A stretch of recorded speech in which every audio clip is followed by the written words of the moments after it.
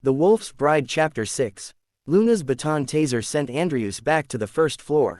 Looking at her bra on the floor and imagining Andrius's perverted look, Luna instantly felt disgusted.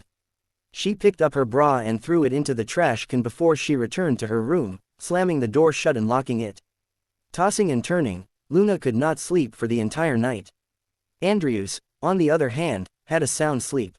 When he walked out of his room, he saw a man sitting in the living room. It was Luna's father, Harry. Luna was beside him, looking utterly indifferent. Her coldness she emanated could keep anyone away. As soon as Andrius stepped out of the room, Harry bellowed, "Come over here." Andrius went over and sat down opposite the man. Slam! Harry slammed the tea table in front of him and snarled, "You little prick, how dare you?" "Uncle Harry, listen to me. There was a misunderstanding about last night." Before Andrius could finish, Luna interrupted, "I saw it with my own eyes. What else do you have to say for yourself?" Bang! Harry slammed the tea table again. "My daughter is not someone a poor guy who grew up in the mountains can lay a hand on. She's a princess out of your league. Remember that. Last night was the first and the last time. If you cross the line once more, I will destroy you." Another bold threat in Andrius's face. Harry opened his briefcase and pulled out a set of documents on the tea table. "You and Luna are just playing pretend. The 5% of company shares do not belong to you. Sign your name here." Andrius could not care less. He was not interested even if he was given the entire New Moon Corporation, let alone a mere 5% of the company shares. He was here to repay a favor after all. With the thought in his mind, he signed his name on the documents. Harry retrieved the signed documents and wanted to leave. "Luna, I'll go back to the office to settle the shares. Be careful when you are with this prick. I will arrange a female bodyguard for you in a few days." He intentionally raised his voice when he left reminders for his daughter, seemingly wanting Andrius to hear him. "I got it, Dad." Seeing Harry's car disappear from her sight, Luna returned to the living room. Her delicate face was filled with disgust when she saw Andrius sitting on the couch. She strode up to the second floor and went back to her room. She video-called her friend, Hallie Fulberry, and told her what happened last night. On the other end of the video call was a beautiful woman with an oval face shape. She wore sexy pajamas which brought out her long and fair legs. Learning that Andrius tried to steal Luna's bra last night, Hallie was irritated. "HMPH, how dare he? What a shameless pervert. Luna, we've got the race later tonight, right? Why don't you bring him over and show him how we rich people play? We can try to ruin his confidence and make him understand the difference between you two." Luna found Hallie's suggestion reasonable. After the video call, she went to the stairs and peeked at the living room. Andrius was watching the news about the latest military action on TV. What a bumpkin. Who would watch military news on TV? Luna rolled her eyes in disgust before she said, "Andrius, you are going out with me tonight." Curious, Andrius looked up at Luna and asked, "Where to?" "My friends invited me to an event. I think it's a great chance for you to see the city," Luna said before she returned to her room. "See the city?" Andrius scoffed. He had a feeling it was not just a simple sightseeing occasion. At dusk, Luna swapped her Ferrari for a cool-looking Mercedes and brought Andrius out. A while later, they arrived at the foot of Wolf Fang Hill. Wolf Fang Hill was located on the west of Samaria, which also housed the most famous mountain circuit for racers. The place had held multiple races over the years. There was a grand hotel at the foothill. The place was crowded with luxury cars, handsome men, and beautiful women. The two stopped at the hotel parking lot. When Luna and Andrius got out of the car, a beautiful, leggy woman came over. It was Luna's friend, Hallie. Hallie wore a white deep neckline shirt coupled with a pair of hot pants. Her voluptuous figure was perfectly complemented by her matching outfit. Her fair skin and sexy long legs caught many men's eyes. However, when the men saw Hallie's frosty look in the Lamborghini she drove, they were all discouraged and deterred. Hallie walked over to Luna with a sweet smile. "Luna, you look beautiful." "Hallie, stop being glib." "I'm not. You look really beautiful, girl." Hallie wrapped her arm around Luna's slender waist before she sized Andrius up. With a scornful expression, she asked, "So, you are Andrius?" Andrius stretched his hand out for a handshake. "Hi, HMPH. Hallie ignored the handshake and looked at him arrogantly. "Andrius, this is where the upper social circle hangs out. You will never be one of us even if you try for the rest of your life." I hope you know where you stand and stop your delusional thoughts about Luna, or you will pay a heavy price. With that, Hallie then went into the hotel with Luna. Andrius finally knew what was going on. Luna did not invite him to go sightseeing. Instead, she brought him out so that she could show him the difference between the two of them. After last night, Luna's father, Harry, tried to threaten him, and now her friend, Hallie, invited him to a gathering just to embarrass him. Women in the city were tougher to deal with than enemies beyond the borders. However, Andrius welcomed the challenge. There was nothing to be embarrassed about. With that thought in mind, Andrius went after Luna. Soon, the three of them arrived on the third floor. They entered a VIP room and saw a group of handsome young men and young women. All of them wore expensive jewelry and clothes that showed off their wealth and social status. Luna, Hallie, you're here finally. A young man stood up and welcomed the ladies into the room. He was one of Luna's admirers, Axel Cloverfield. Luna furrowed her brows when she saw Axel. She whispered to Hallie, "Why did you invite him?" "Luna, Axel won second runner-up during the last Grand Prix. I'm sure he's capable of beating Andrius in a race," Hallie said with delight. Luna was rendered speechless. She was not overly fond of a playboy like Axel. Axel's eyes turned frosty when he spotted Andrius behind Luna. "This is..." Hallie glanced at Andrius and reluctantly introduced him. "He's Andrius, the guy the first told you about." Axel's frosty expression eased up a little. To him, Andrius was an ant that he could crush with ease, so there was nothing to worry about. A new friend, nevertheless. "Come, let's make a spot for him." After they sat down, Axel enthusiastically said, "Luna, did you know that this hotel was bought by some Frenchman and was turned into a French restaurant? I heard the chef serves the best French cuisine. You must try it." Axel snapped his fingers. "Waiter." A tall and sexy French lady entered the room. Blonde hair, blue eyes and professionally dressed. The other guys in the room were captivated by her seductive looks and their eyes were glued onto her. The playboys slept with countless women before, but they had not slept with a French lady before. The French waitress handed Axel the menu with both hands. Axel leaned on the chair and ordered the chef's recommendation. He tried to order in broken French to impress his friends and the sexy waitress. He might sound fluent in front of his friends, but to the French waitress, it sounded amusing. Nevertheless, Axel was a guest, so the waitress simply smiled and tried her best to understand his broken French. Axel then tossed the menu to Andrius and frivolously said, "We have a rule that we order for ourselves. You have to order by yourself, or you are not getting anything to eat." The Wolf's Bride Chapter 7. Andrius took the menu and started browsing. Axel noticed Andrius reading the menu with a serious, somewhat baffled look and was secretly delighted. The hotel was one of the best French restaurants in the world. The chefs, the servers, and even the receptionist were all French, thus orders had to be made in French. A poor guy from the countryside was lucky enough to come in, let alone successfully order a meal here. Axel could already imagine the embarrassment that Andrius would face. With the clumsy hand gestures, the awkward pronunciation yet being unable to order a single thing off the menu, Andrius would be the funniest clown in the room. Axel then started to rush Andrius. "If you can't understand, stop pretending. Don't waste our time, just go get something outside the hotel. It'd actually be a better choice." Ha ha ha. His words amused the others in the room, and they all stared at Andrius with ridiculing gazes. Andrius looked back at them like they were a bunch of retards. Then, under everyone's curious gaze, he spoke fluently to the French waitress, "Bonjour. Je voudrais un foie gras au vin rouge et une soupe à l'oignon." A perfect master of the French language. His words stunned everyone in the room, silencing them to the point that one could hear a needle if dropped. No one expected a poor guy from the countryside to speak fluent French. Axel was stunned at first, but when he looked at the French waitress, he noticed the surprise on her face as well. He realized it was not what he expected. "Hey, it's not surprising that someone like you can't speak French, I understand. But please don't try to show off with whatever language you speak, okay?" Axel pointed at the French waitress and said to Andrius, "Look how surprised she is. She's shocked by that broken French of yours." With that, the waitress responded with excitement. She spoke in English but with a heavy French accent. "Oh my gosh. Mister, you must have lived in France for a long time to pick up the accent of my hometown." The room was once again silenced.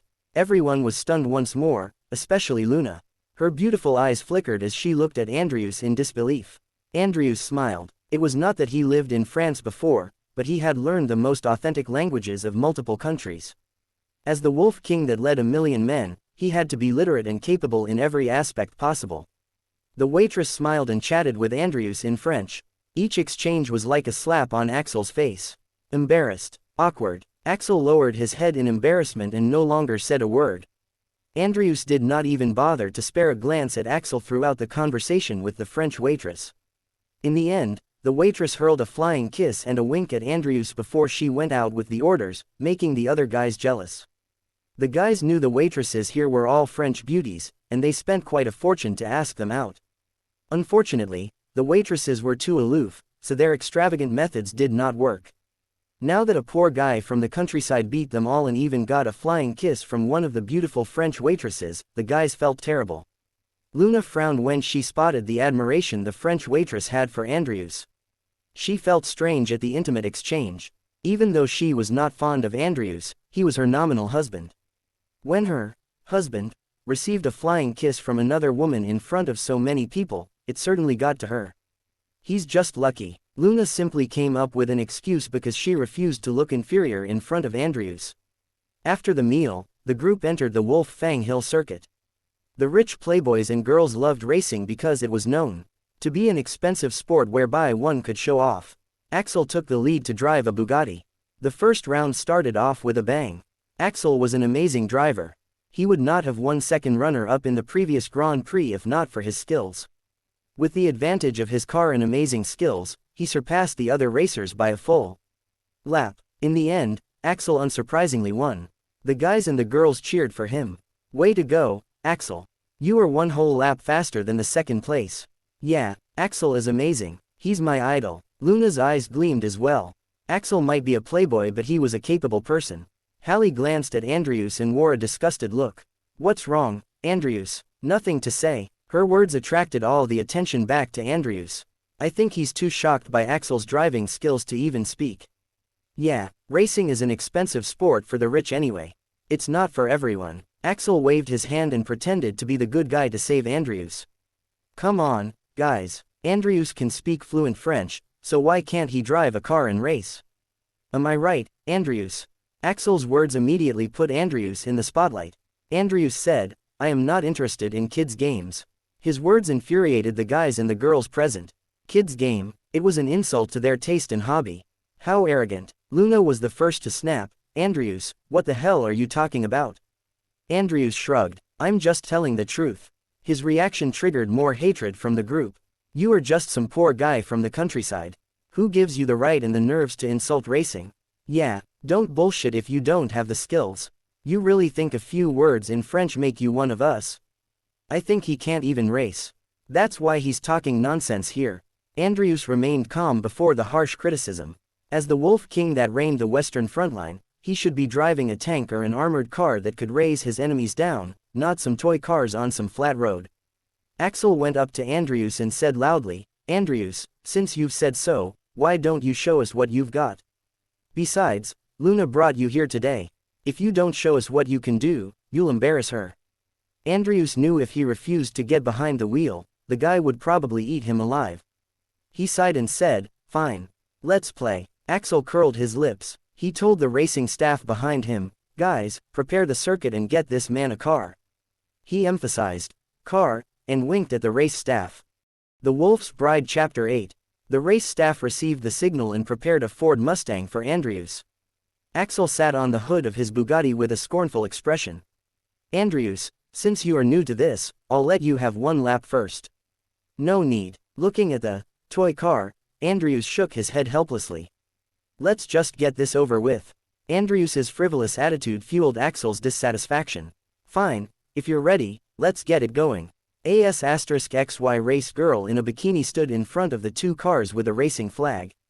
Are you ready, set, go? As she waved the flag down, two cars sprinted off on the circuit.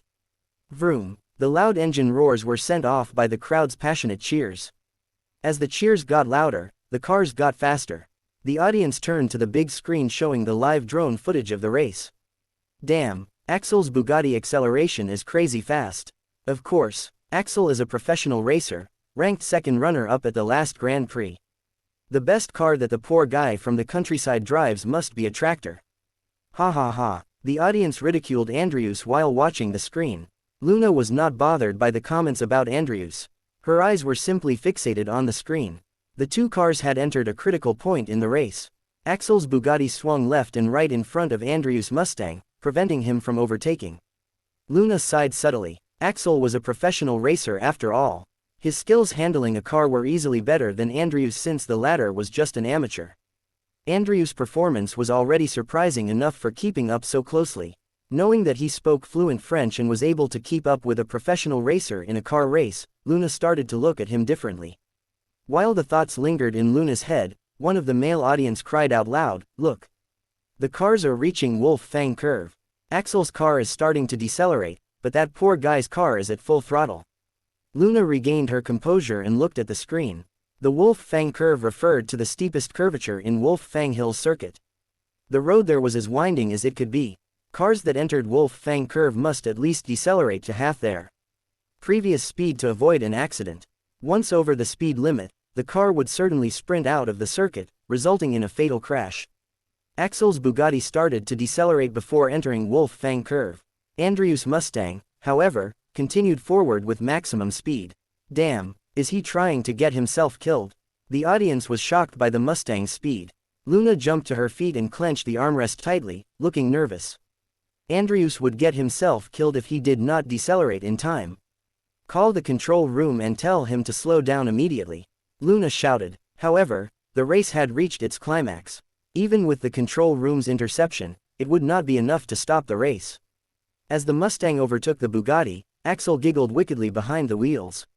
Poor B** starred, "Now you realize you can't step on the brakes.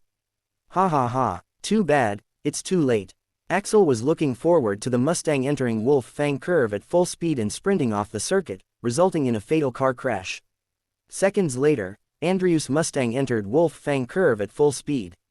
Ah! The audience in front of the big screen screamed.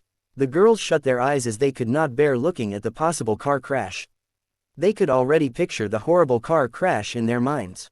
Luna's face turned pale as she closed her eyes, not wanting to look at the horrible scene. Guilt suddenly ate her up inside. Had she not invited Andrius to the race, he would not die. Then, one of the guys cried out in shock. "Holy shit, how is that possible?" His voice brought everyone's attention back to the big screen. Andrius' Mustang entered Wolf Fang curve at top speed. Wolf Fang curve was known for its 18 continuous curves, with 4 of them having wider roads than others. The 4 wider curves were rather close to each other, and due to their strange curvature, any car that entered with excessive speed would definitely sprint out of the circuit. However, Andrius' Mustang drifted through the first wide curve beautifully. With the same speed, he made it through the second and the third. He was seconds away from reaching the 4th and final wide curve. The 4th wide curve was the most dangerous road throughout the entire circuit, as it had claimed the lives of many racers. Everyone got nervous as they widened their eyes at the big screen. Luna prayed for Andrius to make it through alive in her heart. She did not like Andrius, but she was not a heartless woman who would want him killed. What would she tell her grandfather if Andrius died in a race? At the next moment, Luna widened her eyes at the big screen. The Mustang continued forward with the same speed, and before it entered the 4th and final curve, the car spun 360 degrees. The first full spin pushed the car into the curve. The second full spin crossed the curve beautifully. When the car spun for the 3rd time, it had already exited the 4th and final curve. The jaw-dropping scene shocked everyone in the audience, including Luna. A 360-degree spin. How is that even possible? He's the first man who has ever made it through Wolf Fang curve at full speed.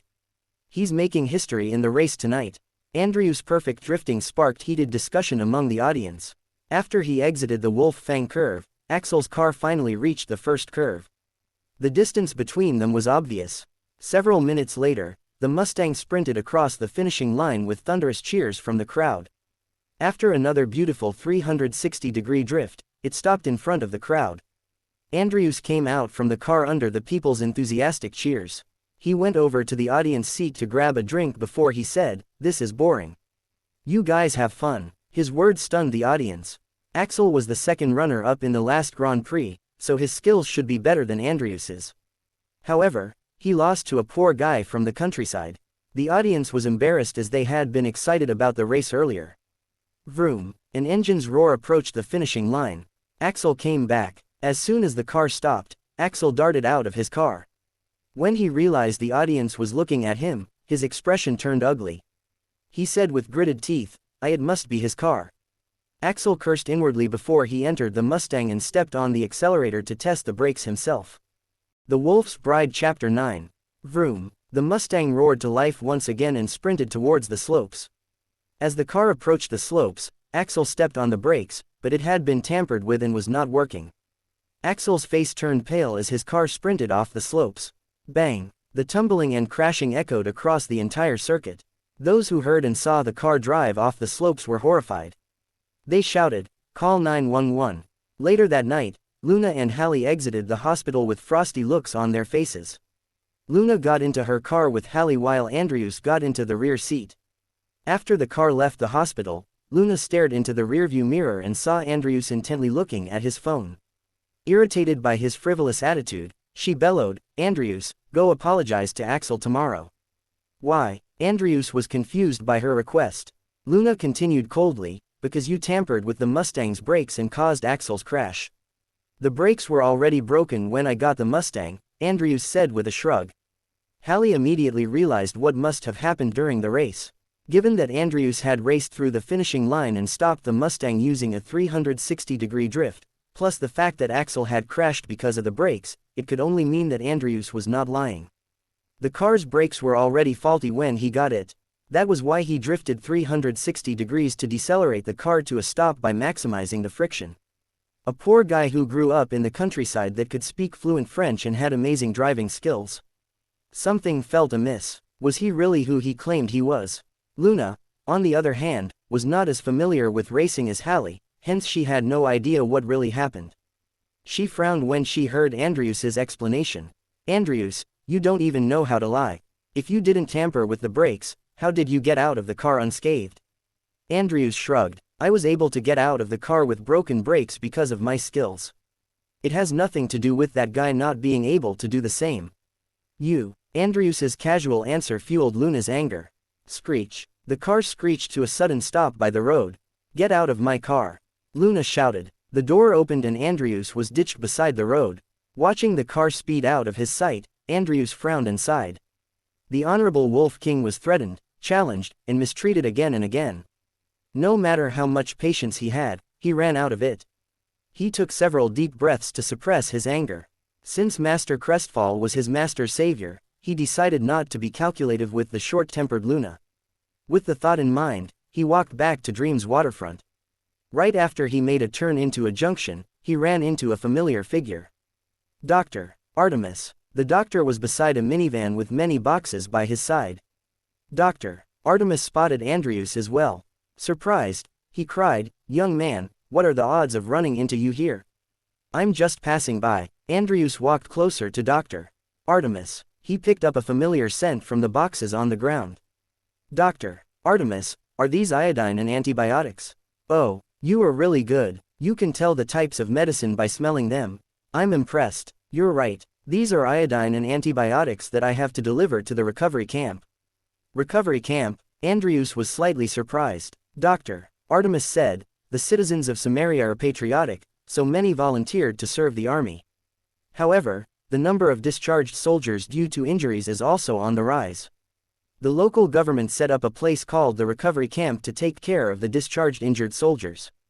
Since the number is on the rise, the demand for medicines has increased. These medicines are actually donations from my clinic to the recovery camp. I've actually asked several workers to help me transport them, but they claimed the boxes were too heavy and they quit." Drive. Artemis grumbled. "Let me help." "Young man, the boxes are really heavy." "Let me." "It's okay." Andrius went over and picked the boxes up with ease. Dr. Andrius was shocked. The boxes were indeed heavy. Even two grown men struggled to carry a single box around, but Andrius picked up a box with each hand. In less than 2 minutes, all the boxes were moved into the minivan. Andrius then hitched a ride to the recovery camp, which was located in the western suburbs. The institute was actually a simple building with barely any infrastructure. The crude state of the institute gave Andrius a bitter feeling. Soldiers served the country with their lives, yet they were sent to such a place after they were wounded and discharged. Andrius helped drive. Artemis moved the boxes of medicine into the recovery camp. Amongst the doctors who were treating injured men was a cute young girl, who stood out from the rest. The girl was reapplying medicine on an amputee. After she was done, drive. Artemis called out to her, "Lyra." "Grandpa." The girl answered cheerfully and ran over to Dr. Artemis. When she spotted Andrius behind drive. "Artemis," she asked, "Grandpa, who is this?" "Lyra, this is the young doctor whom I told you about before." Dr. Artemis introduced Andrius to Lyria. "Young man, this is my granddaughter, Lyra Artemis." "Oh, so you are the doctor who saved Master Crestfall." Lyra looked surprised. When she heard about Andrius from her grandfather, she assumed he would be around 30 to 40 years old, but his actual appearance shocked her. "You are too kind, Ms. Artemis." Andrius nodded at Lyra before he asked drive. "Artemis, doctor, are you volunteering here?" "I am. These soldiers served our country with their lives, so I just want to do whatever I can to help them." "I'm impressed by your spirit, doctor. You have my respect." Andrius bowed at drive. Artemis enjoined him in treating the soldiers. He used his acupuncture skills to help ease the injured soldiers' pain. He helped around until 10 o'clock at night before ending the session. On the way back to the city, Andrius asked, drive. "Artemis, the soldiers served the country with their lives, but why did the local government put them here after they were discharged?" "Fret not, young man." Doctor Artemis looked slightly exhausted. He sighed and continued, "The mayor has released a proposal to build a proper rehabilitation facility named the Valiant Institute, to take care of the discharged soldiers. The project is going through a tender now, so it will take at least a year and a half before completion. The two best candidates to win the bid for the project are the Crestfalls New Moon Corporation and the Stormbrews Castle Rock Corporation. If you compare the two companies' financial status and execution, Castle Rock Corporation is likely to win the bid." But, a little pause later, drive. Artemis continued, "I personally want the New Moon Corporation to take the project." "Why?" Andrius asked. "The Stormbrews Castle Rock Corporation simply views this project as a profitable expansion, but the Crestfalls New Moon Corporation is different. Master Crestfall is also a veteran, and the reason why he wants to take on the project is to take care of his fellow comrades after being discharged." Andrius finally understood the situation. It seemed like he had to meet Marcus, the mayor, and persuade him to give the project to the Crestfalls. The Wolf's Bride Chapter 10.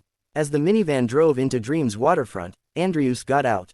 Lyra waved at Andrius. "Bye. If you have the time, please visit my grandpa's clinic. I'll make you tea." Of course. He arrived in front of Luna's door. Right before he knocked on it, the door opened. Luna pulled a long face and stared at Andrius, saying, "I have a curfew here. If you had been 5 minutes later, you would have been sleeping outside." "It's my first time in Samaria, so I thought I would have a walk around the city," Andrius said. "Come in." Luna sat on the couch, crossing her slender and fair legs.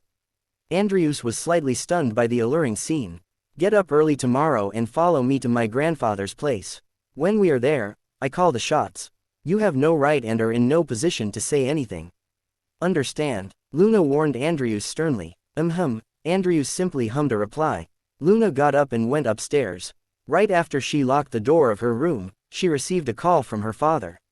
"Luna, have you talked to Andrius about it?" "Don't worry, Dad, I've talked to him. He won't say anything tomorrow." Right before Luna went to bed, she double-checked if she had locked the door. She even kept the baton taser and pepper spray next to her bed. Early the next day, Luna brought Andrius to Crestfall Manor. Master Crestfall was having breakfast when they arrived.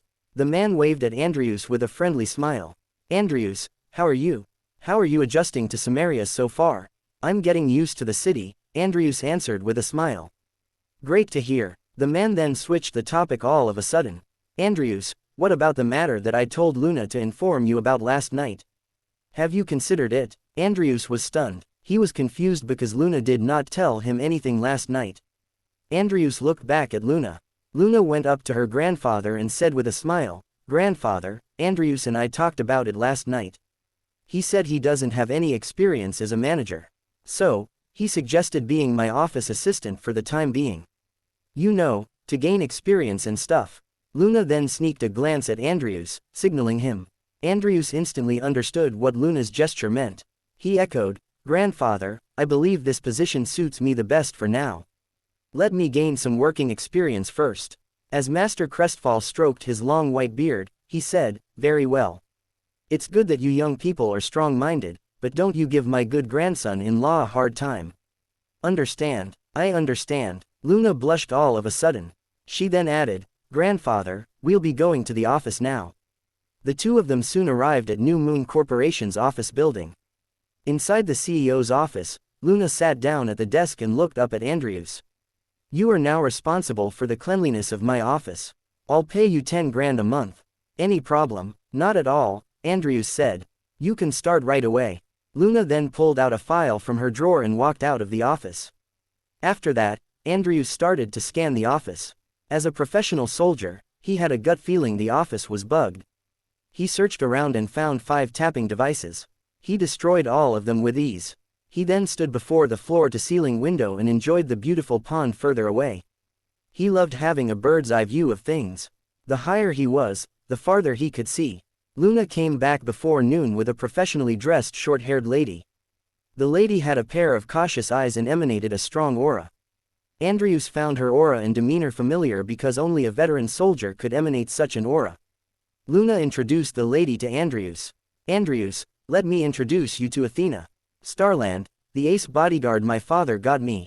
Athena won the female mixed martial arts championship when she was 18 and joined the female special forces that served the southern frontline when she was 20.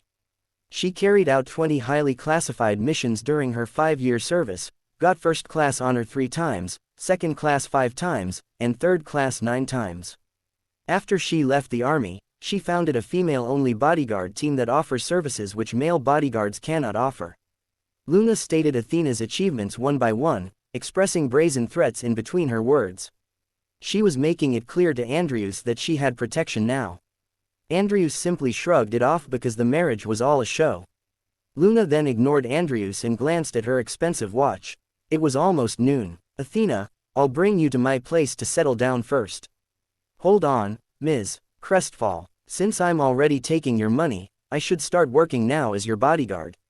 I want to check your office for wiretaps. Of course. Go ahead. Luna was pleased with Athena's professionalism. Little did Athena know that the office had already been cleaned of wiretaps before she arrived. After finding no wiretaps in the office, the 3 of them returned to Dream's waterfront. On the way back, Athena filled Luna in on all the security details. Andrius, on the other hand, was paying attention to the rearview mirror. He noticed 2 minivans tailing them since they left the office, and it was not by coincidence. Right before they arrived at Dream's waterfront entrance, one of the minivans overtook the car and stopped in front of them. Honk! Luna smashed the car horn, but the minivan did not budge. She wanted to reverse and move past the minivan, but the second minivan came up from behind, blocking her way.